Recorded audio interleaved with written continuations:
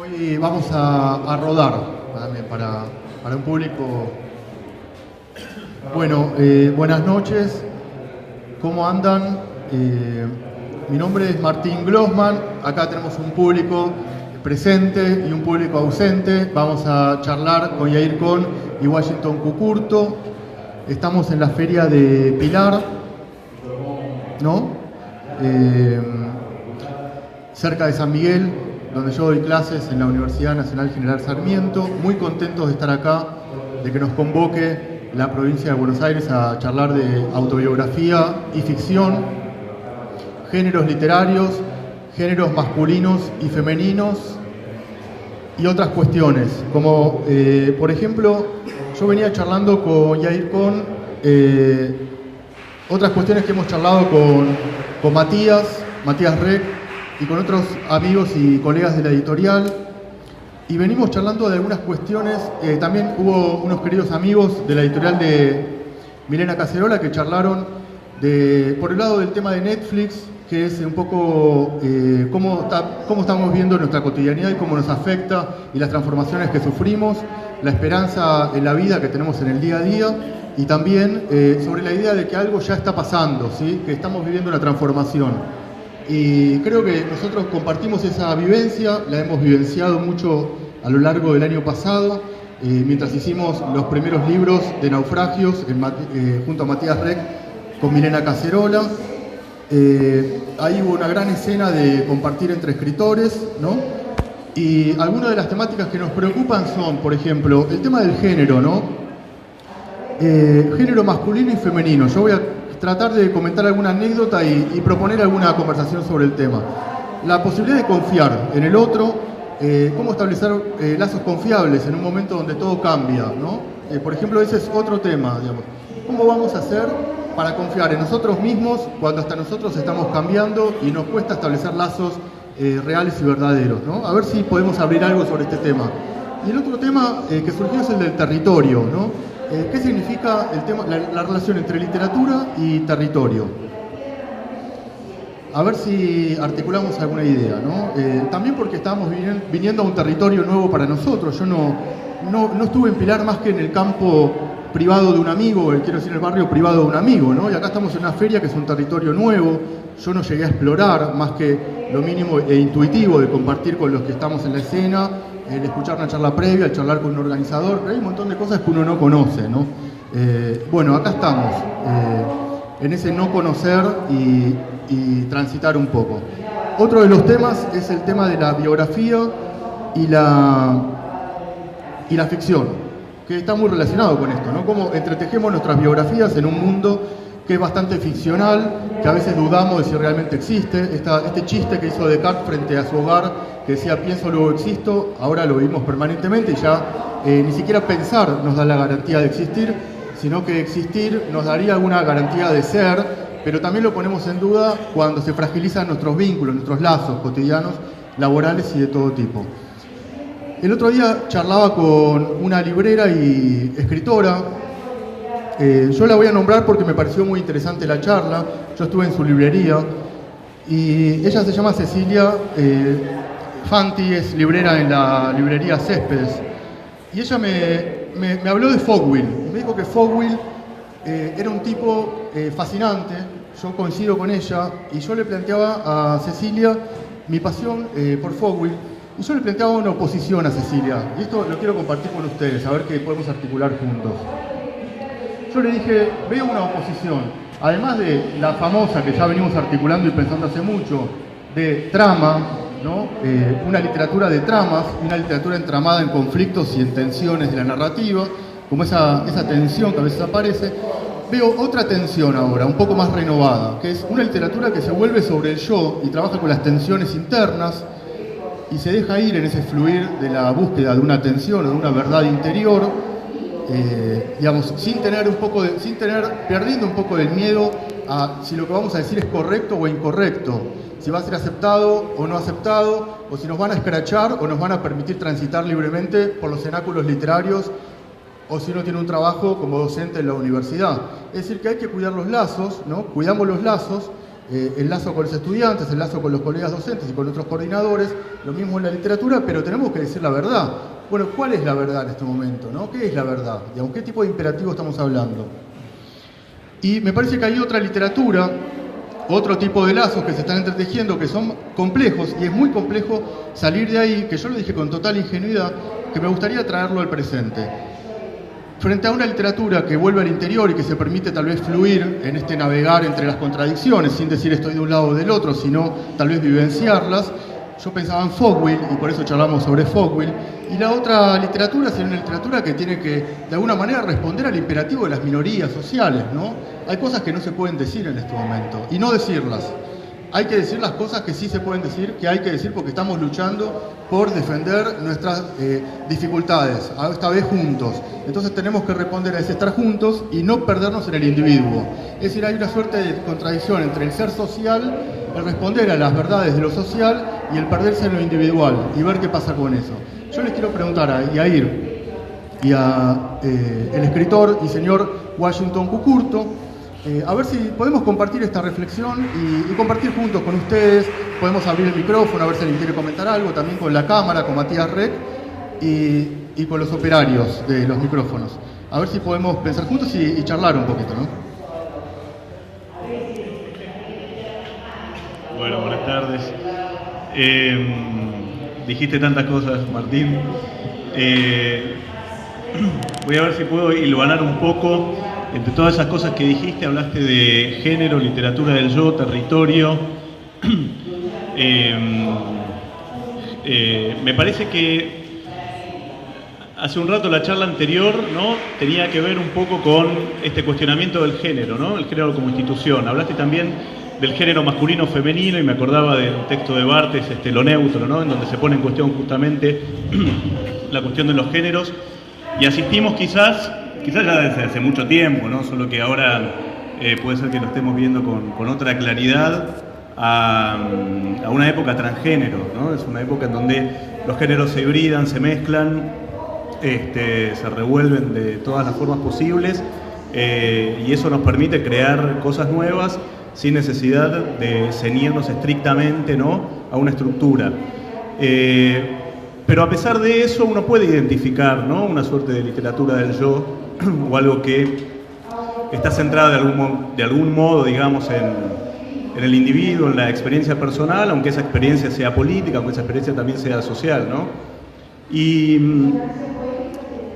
eso me parece que se vincula rápidamente con la cuestión del territorio, ¿no? Porque una de las preguntas que uno se hace respecto de la literatura del yo, ¿no?, de esa literatura que está como aparentemente más centrada en la experiencia,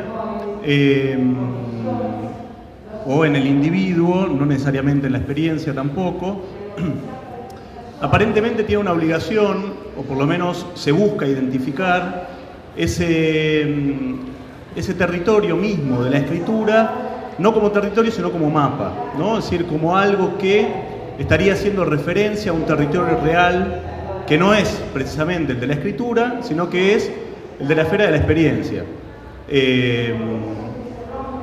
Y bueno, hay una frase ya del canon, ¿no?, y bastante famosa, de un lingüista norteamericano de origen polaco, de apellido impronunciable, padre de la semántica moderna, que decía que el mapa no es el territorio.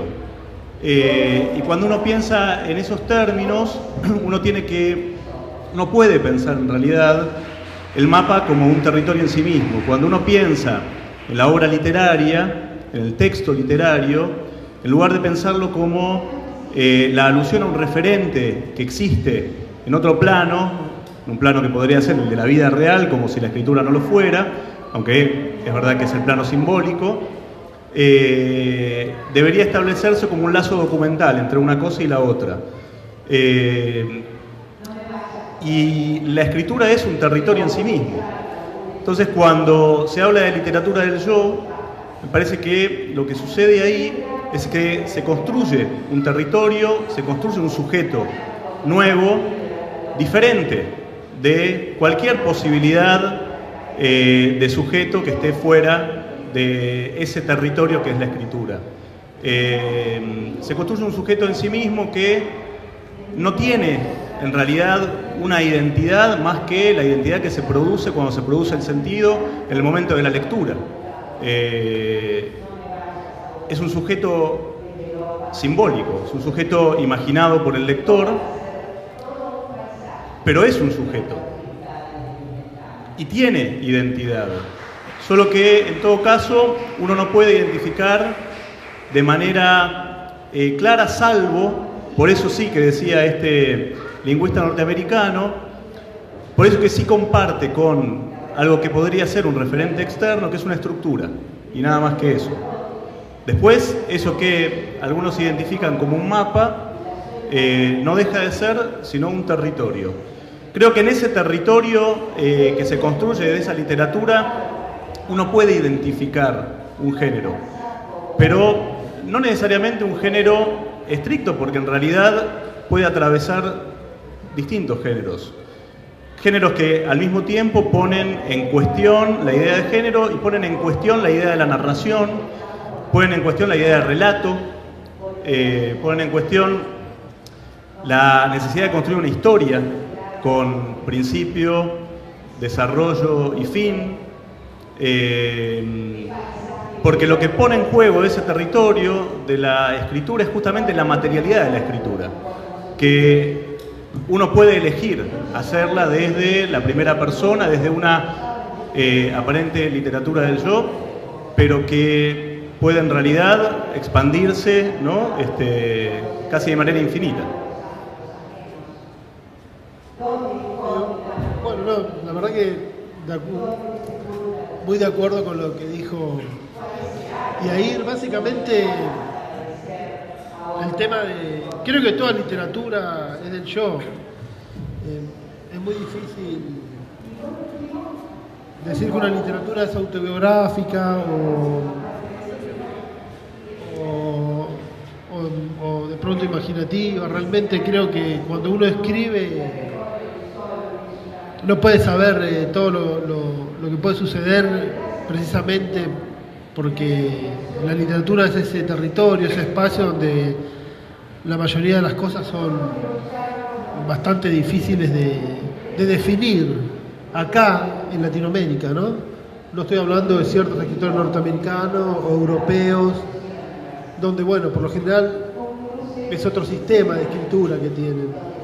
Pero bueno, en Latinoamérica el escritor comienza a escribir y nunca sabe lo que va a suceder, es un ser intuitivo que está ahí, ¿no? Entonces es muy difícil ahí definir lo que es el yo, de dónde viene, incluso hacia dónde va a dirigir su escritura. Ya lo podemos ver en Roberto Arr, en nuestros comienzos de nuestra literatura, ¿no? Anteriormente también. Entonces, todos los géneros, en un territorio tan poco claro, es difícil definir, porque ¿qué es una literatura del yo? ¿Qué es una operación masacre? ¿Qué es? ¿Es acaso un texto de no ficción? ¿Es un texto periodístico? ¿Es un texto literario? Cuando Walsh escribió ese libro, comenzó a escribir, pero bueno, había escuchado algo, no sabía a dónde lo disparaba. Si nosotros le preguntamos a Paul Auster, el tipo antes de escribir ya sabe todo. ¿No? Eso es un poco la diferencia que hay entre nuestra cultura y la cultura de otros lugares. Salvo algunos escritores argentinos muy especiales, muy poco ligados al territorio, como podrían ser Borges o de pronto Bioy Casares, y si queremos alguna parte de la obra de Cortázar. Pero por lo general es una literatura y una cultura muy intuitiva, que nunca sabe muy bien para dónde va. Y bueno, eso es lo que atrae, lo que gusta también. Y bueno, entonces en ese territorio, en ese quehacer, es difícil establecer los géneros, me parece a mí. No sé si se comprendió. Sí, está bueno, digamos, yo al escucharlos veo dos cosas importantes que, digamos, las recibo, digamos, un poco como que las veo en singularidad, pero a la vez como que las recibo como algo que recibo efectivamente de lo que nos está pasando al charlar, y que es que, por un lado, la idea de dos cosas que están unidas, ¿no? Por un lado, la idea de territorio, que evidentemente está buena, la literatura como territorio, el territorio como el lugar que se explora en gran medida con el cuerpo, ¿no? Al decir que alguien no es del territorio, es decir que esa persona no está en el territorio, no está en el lugar donde está el cuerpo, ¿no? Estará en otro lado, será otro tipo de territorio, pero no el territorio, ¿no? El que estamos explorando o el que pensamos que es el verdadero territorio, ¿no? Que es el del encuentro con el otro, ¿no? Por decirlo de alguna manera. Y a la vez, la idea del yo, ¿no? La escritura del yo y la idea de que toda escritura es una escritura del yo y que el yo, digamos, cuando escribe está efectivamente explorando en ese territorio, está buscando al otro en la escritura y que la escritura tiene una intensidad propia, ¿no? Digamos, yo lo que recibo como propuesta de lectura de Yair y de Cucurto, es que la escritura es una intensidad propia, ¿no? Una intensidad que no necesita de otra cosa para ser vivida, ¿no? Una intensidad real que exploramos con diferentes estéticas, ya sea la propia o la estética ajena desde el lugar del lector, ya sea una estética del yo u otra estética, y que esa estética está de alguna manera más allá de la política, más allá de las políticas de la vida cotidiana, donde en realidad se juega ese territorio explorado en el mundo de los otros y con los otros, en los lazos sociales, en las vinculaciones. Yo antes hablaba de estudiantes, pero podrían ser lectores, podrían ser colegas, podría ser la prensa, podrían ser los editores, los libreros, los colegas, los amigos, ¿no? Y bueno, a veces yo vengo hablando mucho con gente que me propone la palabra enemistad, ¿no? A veces hablando de Carl Schmitt, este tema de la amistad y la enemistad, y el tema de la confianza que hablábamos antes, ¿no? De que hay que empezar como a borronear menos el límite entre el amigo y el enemigo, ¿no? Pero yo no diría para armar grupos cerrados, que es algo que pasa mucho, sino para establecer lazos con los otros y atrevernos a cruzar las fronteras de los grupos, ¿no? A encontrarnos más, con menos miedo de qué lado está cada uno, de qué bando, ¿no? Entonces ahí es como que se me arma un poco ese entretejido entre la experiencia de la literatura, que es explorar el territorio, y la experiencia de la vida, donde circulamos con la literatura y leemos y compartimos y queremos ser leídos y luchamos por eso, en donde nos encontramos realmente con los otros, ¿no? Como estar en Pilar, ¿no? La provincia de Buenos Aires, juntos, un domingo, dialogando con los que están acompañándonos en presencia, que agradecemos mucho, que nos escuchan atentamente y muy bien, y con los que estamos hablando virtualmente, ¿no? Lo cual nos fascina y nos parece espectacular. Así que, pero me quiero mantener en el terreno de la intensidad. Y les quiero preguntar a Yair y a Cucurto si pueden dar, y lo voy a poner en términos que a veces se rechazan, el término del consejo, ¿no? Y más simple todavía, ¿qué le dirían a alguien que quiere escribir, que quiere buscar su propia intensidad en la escritura? ¿Qué le podemos decir? Te pide un consejo, ¿qué le decís? Lo primero que le diría es que no estoy autorizado para dar ningún consejo. Retomo un poco lo que dije antes acerca de la materialidad de la escritura, que tiene que ver con la escritura, digo, cualquier persona que esté alfabetizada tiene una puerta de acceso a la escritura, ¿no? Me parece que uno lo que tendría que empezar a hacer, no el que quiere escribir, sino nosotros como sociedad en general, es dejar de sacralizar ciertas cosas, ¿no? Dejar de entronizar ciertos procedimientos, ciertos círculos, para hacer justamente de la escritura algo mucho más democrático. Nosotros, digo, desde la academia, desde los círculos que se pretenden como intelectuales, desde los medios, etcétera, lo que hacemos es crear cánones, es crear especies de sectas intocables, ¿no? Y de altura a las que supuestamente la mayoría no pueden o no podemos acceder, y vamos cerrando círculos. Y yo lo que creo es que, bueno, Argentina igual es una demostración de que esos círculos se rompen de todas formas, porque es un lugar en donde se produce mucha escritura, en donde hay muchas editoriales independientes, en donde hay mucha experimentación con el lenguaje también.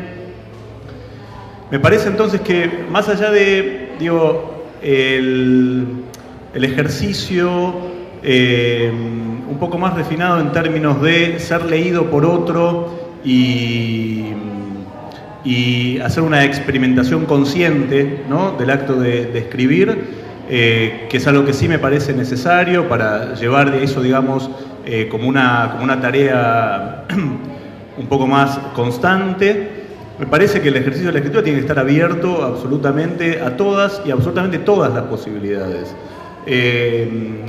Justamente lo que creo es que hay que democratizar completamente la escritura en términos de forma, de género,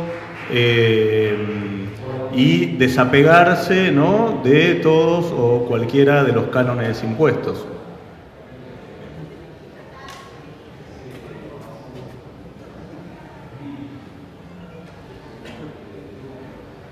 Bueno, creo que lo mejor es leer. Después, bueno, si se puede escribir, se escribe, y si no, bueno, uno va viendo como muchas cosas que uno puede hacer en la vida. Tampoco creo que la escritura sea algo especial.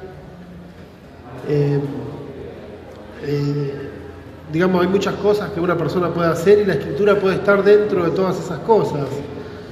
Yo qué sé, estudiar, cocinar, no sé, hacer algún deporte, no sé por qué la literatura tiene que tener algún lugar especial. Tampoco creo que haya que democratizarla. Es más, creo que no hay que democratizar nada por el bien de esta sociedad.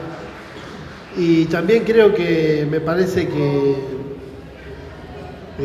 como todo, como cualquier otra actividad, como la pintura o como el ballet, la verdad que siempre se requiere algún tipo de conocimiento, algún tipo de entusiasmo, alguna búsqueda, alguna curiosidad, y a partir de ahí cada persona decide cómo hacerlo o el interés que tiene, y ahí va descubriendo su vocación.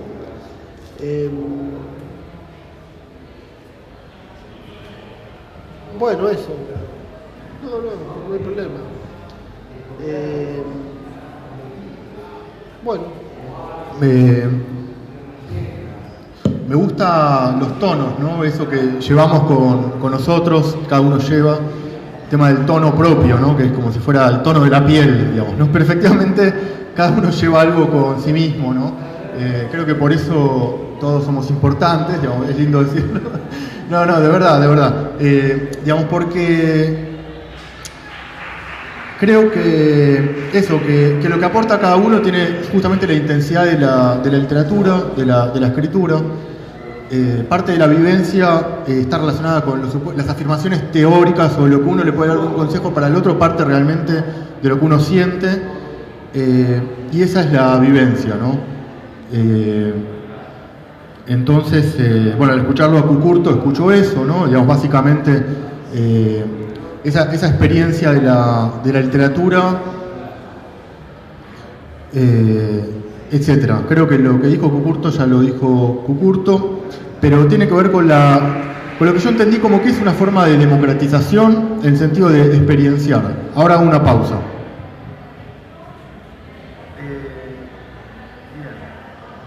Retomando por lo que dijo primero Yair,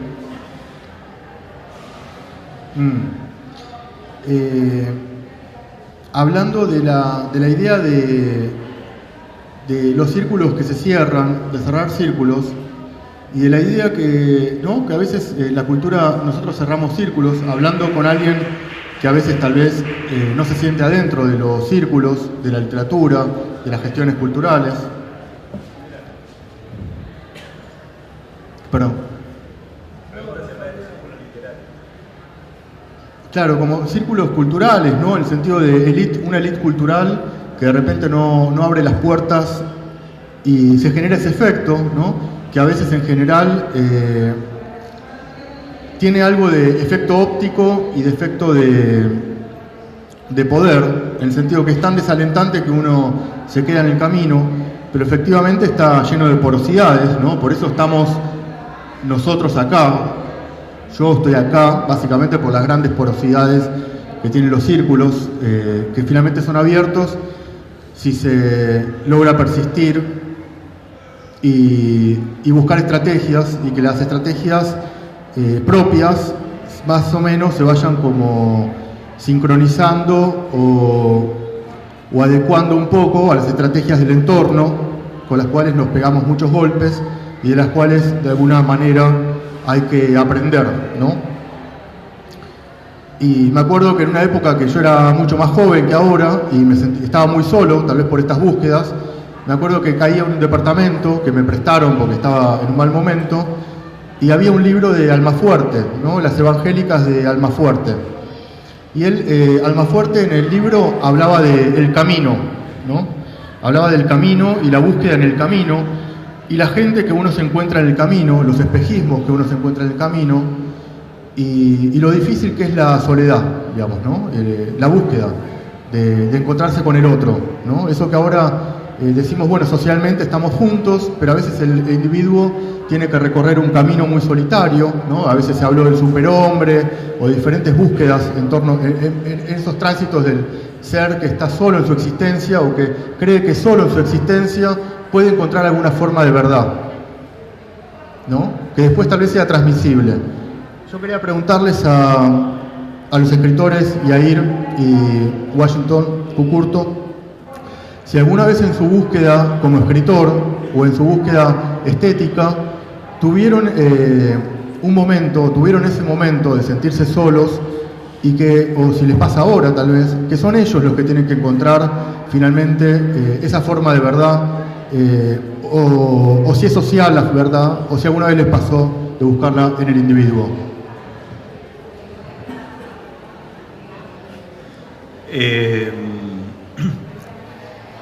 Sí, el sentimiento, digamos, de estar solo, creo que te puede acompañar tanto en la escritura como en cualquier otra disciplina, ¿no?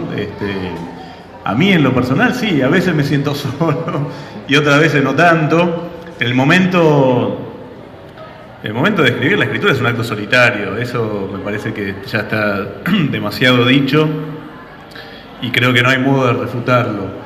Cada escritor creo que encuentra igual su camino. Cuando vos hablabas recién, pensaba, digo, el proceso de escritura o la escritura en sí misma no aporta ninguna compensación a la soledad, ni aporta nada que no pueda aportar otra cosa, salvo sentirse más o menos satisfecho por un acto creativo o seguir profundizando todos los problemas que tiene uno. Pensaba que muchos escritores se sintieron solos durante el proceso de escritura y utilizaron, digamos, ese proceso de escritura de algún modo como vehículo para encauzar esa soledad, y eso no necesariamente lo llevó a un mejor destino. Sin embargo, produjeron obras muy buenas, muy interesantes, muy atractivas.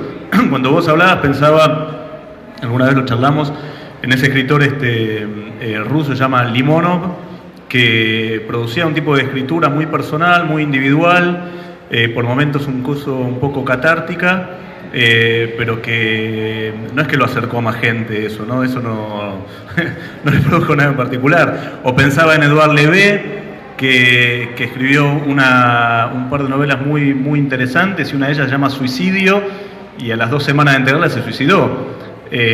No quiero ser dramático con esto, quiero decir que en la escritura no hay un conjuro para la soledad, ni mucho menos, pero me parece que como cualquier acto creativo vehiculiza y de algún modo acompaña, ¿no? Es decir, acompaña al sujeto, acompaña al individuo, ¿no? En ese mismo proceso creativo. Es un acompañamiento, ¿no? Mutuo ahí en todo caso, aunque no esté cindida una cosa de la otra. No sé si tiene que ver algo con lo que dijiste, pero... Bueno, no, nunca me sentí solo, ni tampoco busqué ningún camino, digamos, ni nada por el estilo. Y además como siempre por lo general los libros que escribo están llenos de personajes, de gente que está bailando, o personajes de la ciudad o las calles, entonces se me hace difícil estar solo. Y además en mi vida siempre estuve con mi familia, con mis compañeros de trabajo, entonces nunca tuve, digamos, la sensación de sentirme solo, ni cuando escribía, ni cuando vivía, pese a que la escritura es un acto bastante solitario. Pero bueno, nunca tuve esa sensación de soledad. Buenísimo. A mí por algún motivo se me entretejió esta historia entre la escritura y lo solitario, digamos. Pero es verdad que charlando, Cucu, con vos, en algún momento me hablabas de la escena de escritura, para eso es una escena muy acompañada, ¿no? Familiar. ¿Sí? Bien, está bueno eso. Me gustó la historia, me gustó mucho eso. La anécdota. Y te preguntaría algo sobre eso. ¿Cómo es esa escena para vos? Y a ver si... La escena de la escritura acompañado con chicos. Bueno, en el ámbito familiar, bueno, uno, como les contaba hoy, cuando escribo no dedico un tiempo a escribir, lo hago dentro de otras cosas que hago en la vida. Nunca tuve tiempo especial de sentarme, escribir, siempre lo hago haciendo otras cosas, toda la vez. Entonces hace 15 años que tengo hijos chicos, 20 años, que ya nunca he podido pagar una niñera, entonces siempre los tuve que atender y escribo mientras hago otras cosas. Tuve la suerte en algún momento de mi vida de trabajar en mi casa, entonces ahí tenía más facilidad. Pero por lo general siempre la literatura, la escritura, incluso la lectura estaba ligado a otras cosas. No me dediqué nunca a leer un solo libro, sino que leía varios en los momentos que iba haciendo otras cosas. Así logré tener cierta concentración y también inventé mi propio sistema de lectura y de escritura en base a lo adapté un poco a mi vida. Entonces, bueno, también los años pasaron rápido y bueno, pude más o menos escribir así a salto de mata. Tampoco nunca fui un escritor profesional, entonces hice más o menos lo que mi intuición me iba llevando a hacer, digamos. Qué bueno, la verdad que muy bueno, y que vos digas que no sos profesional nos deja a todos medio en Orsay, ¿viste? Pero bueno, solo al pasar, porque hay una buena carrera, una buena... Yo le quería preguntar a Yair. Yair, vos ¿tenés alguna historia en relación a la escritura y los chicos? Sí, bueno, no una historia particular, no sé. Yo tengo hijas y duermen conmigo 3 veces por semana. Entonces tengo bastante tiempo solitario como para escribir. Espero que se duerman a eso de las 10 de la noche como para tener mi rato de escritura. Y si no, tengo después un montón de días en donde también lo puedo hacer. Mi enemigo para la escritura en términos de tiempo no son los niños, sino que es la vida misma, soy yo, o sea, no tiene que ver específicamente con mi vida cotidiana o familiar. Al contrario de lo que le pasa a Cucu, que escribe rodeado. Esta experiencia de escribir rodeado yo la tenía cuando trabajaba como periodista en redacciones, ¿no? En donde lograba aislarme del entorno porque te imponía la redacción esa necesidad y te podían decir Yair, y bueno, estabas metido en tu escritura y no reaccionabas, no escuchabas qué pasaba alrededor. Pero ya hace rato que no necesito, digamos, eso porque físicamente estoy solo cuando escribo. Buena frase, ¿no? Nunca me sentí solo, dijo Cucu. Y Yair dijo, físicamente estaba solo. Bueno, físicamente, al menos físicamente, ¿no? Y físicamente. Y yo me pregunto, y les quisiera preguntar también, digamos, en torno a las cuestiones de... Me parece interesante porque nuestra querida colega y escritora de la colección Naufragios, Natalia Mejía, estaría acá con nosotros con mucho gusto, pero está en Bogotá, Colombia, trabajando y también difundiendo su literatura, ¿no? Publicada por otras editoriales como Malicia y por Milena Cacerola y la colección Naufragios. Así que en esta ocasión somos tres hombres, ¿no? Tres varones en una mesa en Pilar, en un momento de marchas por las situaciones de las mujeres en la historia colectiva, donde hay escenas de mucho conflicto en nuestros diálogos. Por ejemplo, el otro día hubo una escena entre estudiantes muy fuerte, donde tratamos de debatir a propósito de hablar de temáticas de debate. En ese caso era sobre la reforma universitaria del 18, pero no lográbamos que los estudiantes entraran en ese tema. Entonces yo le traté de dinamizar un poco y les dije, bueno, ¿de qué podemos debatir? ¿Qué debate quisieran que ustedes hayan en la universidad como estudiantes?